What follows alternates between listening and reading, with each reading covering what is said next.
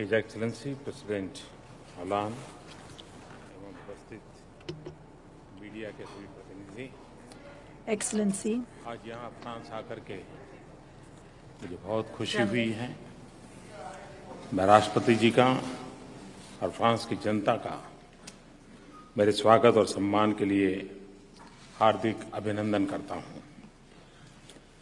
Europe की ये मेरी पहली यात्रा है, लेकिन पहली यात्रा मैं फ्रांस से शुरू कर रहा हूँ।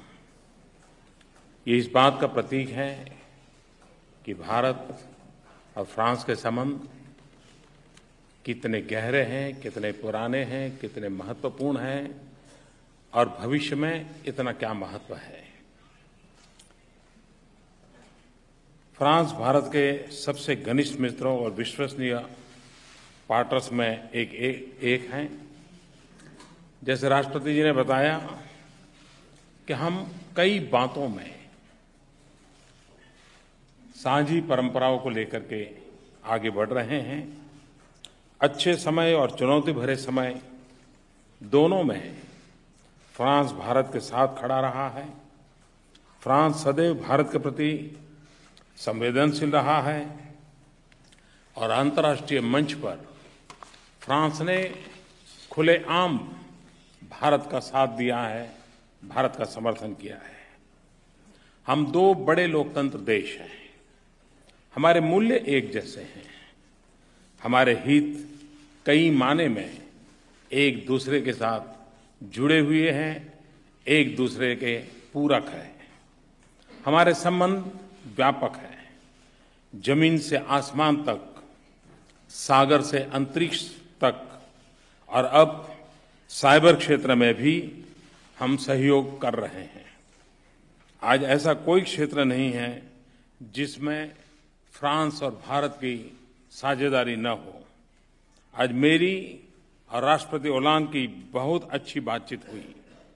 हमारे रक्षा क्षेत्र के संबंध पुराने और गहन है। डिफेंस इक्विपमेंट और टेक्नोलॉजी में फ्रांस हमेशा एक भरोसेमंद सप्लायर रहा है। फाइटर जेट से लेकर सबमरीन्स तक हमारे सहयोग उत्तम रहे हैं। भारत में फाइटर एयरक्राफ्ट की क्रिटिकल ऑपरेशनल नेसेसिटी का ध्यान में रखते हुए मैंने राष्ट्रपति जी से 36 Rafale jets fly away condition में जल्द से जल्द दोनों सरकार के समझौतों के माध्यम से खरीदने की बात की है। हम दोनों ने निर्णय किया है कि भारत के लिए यह अलग प्रक्रिया में दिए गए टर्म्स एंड कंडीशन से और अच्छे टर्म्स पर होगा। हमारे अधिकारी इस विषय पर विस्तार से बात करेंगे और बात को आगे बढ़ाएंगे। साथ ही साथ राष्ट्रपति जी ने डिफेंस क्षेत्र में मेक इन इंडिया का पूरा समर्थन किया है और मेक इन इंडिया सिर्फ प्रोजेक्ट नहीं, एक एम्बिशन, इस रूप में आपने उसकी सराहना की है। भारत और फ्रांस की कंपनियां मिलकर भारत में रक्षा उपकरण बनाएगी और साथ ही साथ रक्षा तकनीकों का विकास भी करेंगी। इस संदर्भ में आज मेरी फ्रांस के डिफेंस कंपनी से काफी विस्तार से बातें हुई हैं। आज हम भारत और फ्रांस की रक्षा साझेदारी को एक नए स्तर पर ले गए हैं। न्यूक्लियर पावर के क्षेत्र में फ्रांस भारत के प्रमुख साझेदारों में एक है। मुझे खुशी है कि जैतापुर में 6 न्यूक्लियर प्लांट बनाने पर हमने प्रगति की है। बिजली बनाने की कीमत को कम करने के संदर्भ में और अधिक तकनीकी समीक्षा और स्टडी करने के लिए दोनों पक्षों ने आज समझौता किया है। विशेष करके आज अरेवा और एल&टी के बीच भारत में फोर्जिंग्स बनाने के लिए समझौता हुआ है और मैं मानता हूं ये समझौता बहुत ही महत्वपूर्ण है। मेक इन इंडिया का यह उत्तम उदाहरण होगा और भारत को एडवांस टेक्नोलॉजी के क्षेत्र में एक नई जगह मिलेगी। इंटरनेशनल एक्सपर्ट कंट्रोल रिजिम में सदस्यता के लिए भारत फ्रांस के ठोस समर्थन के लिए बहुत आभारी है। अंतरिक्ष सहयोग में भारत और फ्रांस ने 50 वर्ष पूर्ण किए हैं। मुझे खुशी है कि आज राष्ट्रपति जी और मैंने भारत और फ्रांस का एक संयुक्त पोस्टल स्टैम्प जारी किया है। हमने साथ मिलकर सैटेलाइट के निर्माण और लॉन्च में सहयोग को आगे बढ़ाने का निर्णय लिया है। भारत के मंगलयान मिशन के बाद हम अब मिलकर के प्लैनेटरी एक्सप्लोरेशन में भी सहयोग करेंगे। आज भारत में विश्व में सबसे तेज गति से आर्थिक वृद्धि हो रही है। भारत के विकास में फ्रांस बड़ा योगदान दे सकता है और उसका यहां पर भी आर्थिक लाभ होगा। आज सुबह मैं इंफ्रास्ट्रक्चर क्षेत्र में फ्रांस की इंडस्ट्री से मिला था। राष्ट्रपति और मैं अभी सीईओ फोरम से भी मिले। मेरा विश्वास बढ़ा है कि फ्रांस की कंपनीज भारत में निवेश बढ़ाएंगी। भारत के रेलवे इंफ्रास्ट्रक्चर के नवीनीकरण में भी हम सहयोग करेंगे। मेरी सरकार के अन्य पहले जैसे कि skill development, renewable energy, energy efficiency, smart cities, digital India क्षेत्रों में हम फ्रांस के साथ मिलकर के आगे बढ़ेंगे। साइंस एंड टेक्नोलॉजी हमारे संबंधों का अहम स्तंभ है। आज 2 महत्वपूर्ण समझौते हुए हैं।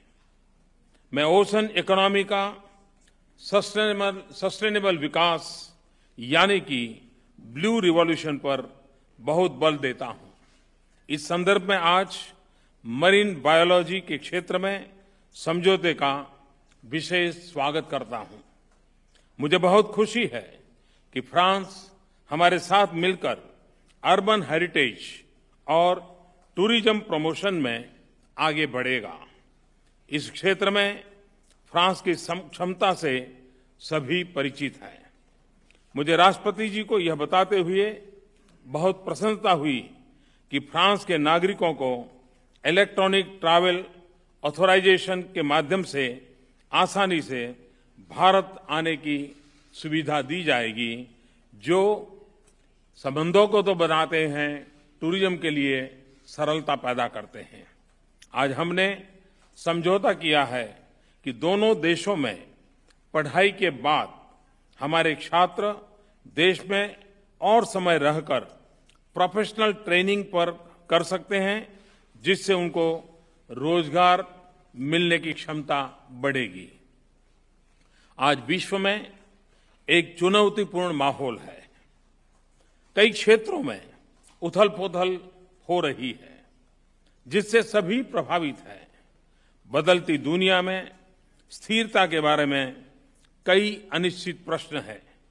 समुद्री, साइबर और अंतरिक्ष सुरक्षा सभी के लिए चिंता का कारण है। आतंक फैल रहा है और नए-नए स्वरूप ले रहा है। विश्व के अनेक क्षेत्रों और शहरों में इस चुनौती का सामना किया जा रहा है, चाहे पेरिस हो या मुंबई।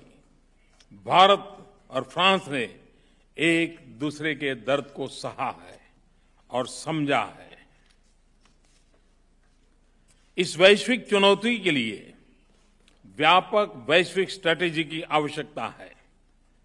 इसमें ये हर देश का दायित्व है कि आतंक के विरुद्ध लड़ाई में पूरा समर्थन दें, आतंक समूहों को पनाह लेने न दें और आतंकवादियों को जल्द से जल्द सजा दें। भारत और फ्रांस इन चुनौतियों को कई मायने में एक तरह से देखते हैं और इस कारण हम अपने सुरक्षा सहयोग को और घनिष्ठ करेंगे। इस संदर्भ में हम इंडियन ओशन के बारे में विचारों का आदान प्रदान करेंगे। यूएन सिक्योरिटी काउंसिल के रिफॉर्म्स हम दोनों का संयुक्त दायित्व है। भारत के सिक्योरिटी काउंसिल की परमानेंट मेंबरशिप के लिए समर्थन के लिए मैं फ्रांस का बहुत आभारी हूं।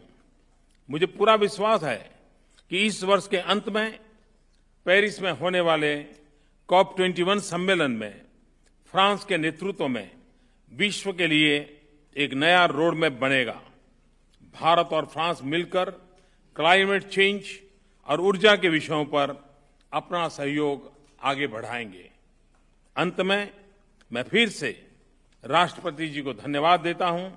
मुझे विश्वास है कि हमारी स्ट्रेटेजिक पार्टनरशिप आज एक नई ऊंचाई पर पहुंची है, जो दोनों देशों के नागरिकों के भविष्य को उज्जवल करने में और विश्व में शांति, सुरक्षा और समृद्धि को साकार करने में योगदान देगी। बहुत बहुत धन्यवाद।